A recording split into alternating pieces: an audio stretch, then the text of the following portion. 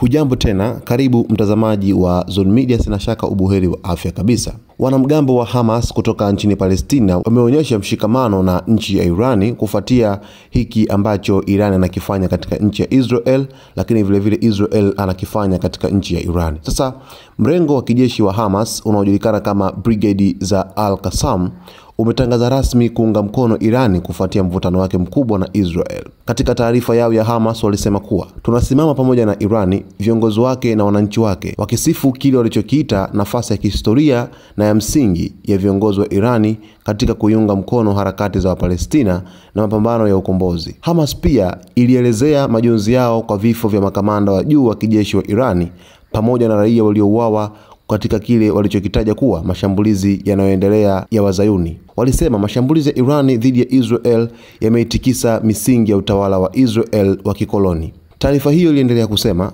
watu wetu hasa huko Gaza waliangalia kwa fahari mashambulizi yenye nguvu yaliyoelekezwa dhidi ya Israel. Mwisho wa kunukuu.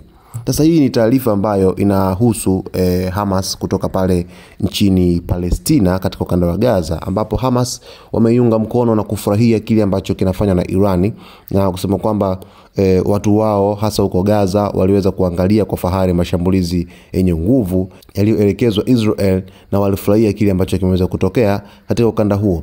Hii yote inatokana na kwamba Hamas wamekuwa wakipambana na Israel kwa muda mrefu sasa, tangu Oktoba 7 mwaka 2023 kuweza kufanya shambulizi katika nchi ya Israel, lakini vile vile kutokana na hiki ambacho kinatokea Gaza, watu kutaabika, basi Hamas lazima wafurahie kuona Irani inamshambulia Israel. Na Hamas ni mshirika mkubwa kabisa wa Irani, ambapo amekuwa akipatiwa misaada mbalimbali ya kifedha, lakini vile vile misaada hata ya silaha na teknolojia mbalimbali kwa ajili ya kuweza kupambana na Israel. Sasa hiki ambacho kinafanyika hapa, Hamas wameweka wazi mshikamano wao na Irani, kuwapongeza, lakini vile vile kuweza kufurahia na kuwataka waweze kufanya hivyo zaidi, kwani wao ndio furaha yao inapokuja.